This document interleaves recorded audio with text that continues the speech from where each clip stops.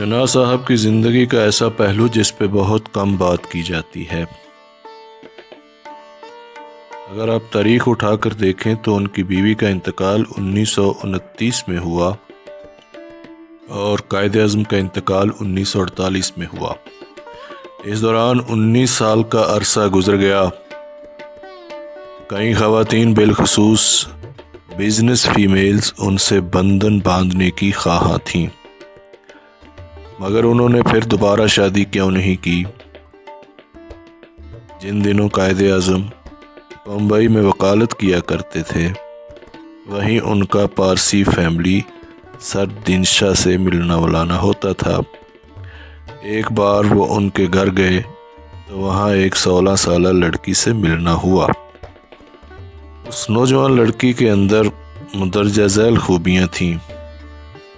شعر و شاعری کا بہت شوق تھا، کتابوں کا مطالعہ پسند تھا اور ملکی سیاست میں اپنی رائے رکھتی تھیں۔ یقین سے کہنا مشکل ہے کہ رتی کا حسن و ذہانت انہیں پسند آ گیا۔ ادھر قائد اعظم کی پروقار پرسنالٹی اور شہرت بہت انسپائرڈ۔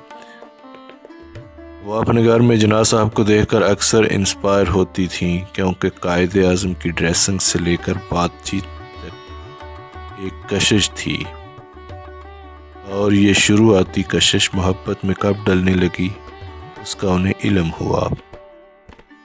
اس سلسلے میں انہیں 3 چیلنجز کا سامنا کرنا پڑا۔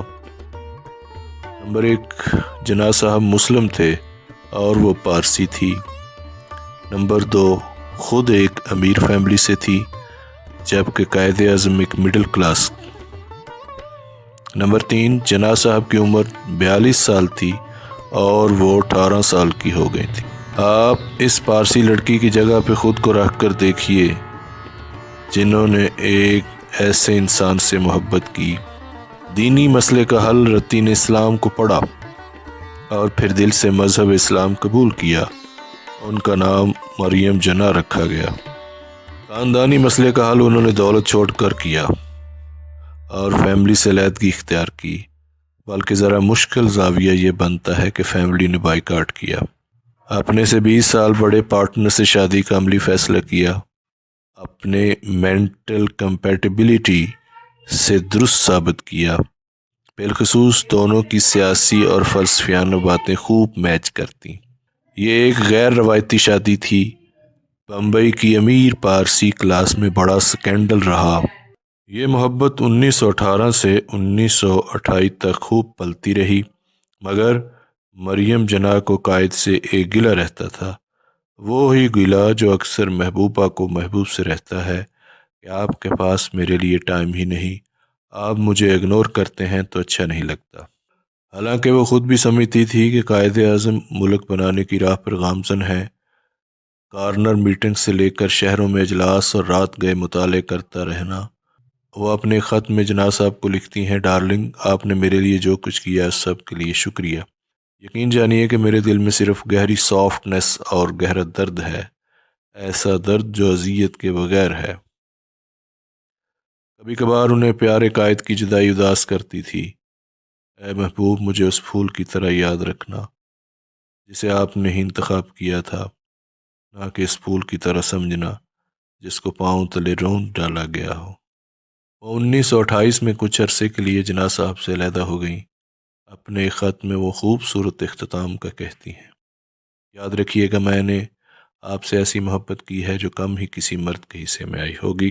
میں صرف یہ ریکویسٹ کرتی ہوں کہ جو شروعات دل دینے سے ہو، ہماری کہانی کا اینڈ بھی احساس محبت سے بھرپور ہو۔ ہم مرد و خواتین دوسرے کے لیے کتنا بدل سکتے ہیں۔ ایک کی روٹین بزی ہو تو بات بریک تک آ جاتی ہے۔ پھر بیٹی کی پیدائش کے بعد دونوں کے رشتے میں ٹھہراؤ آیا، مگر فاصلے کہیں نہ کہیں رہے۔ مریم جناح نے نہ کبھی طلاق یا خلا کا مطالبہ کیا۔ وہ خاموشی سے تاج محل ہوٹل میں الگ رہنے لگیں۔ ان کے خطوط بتاتے تھے کہ وہ اینڈ تک محبت کرتی رہیں۔ محترمہ فاطمہ کی کتاب دوبارہ ملنے کی تصدیق نہیں ہوئی۔ مریم جناح 20 فروری 1929 کو اس دنیا سے چلی گئی۔ ان کے ہیرو جنازے میں شریک ہوئے۔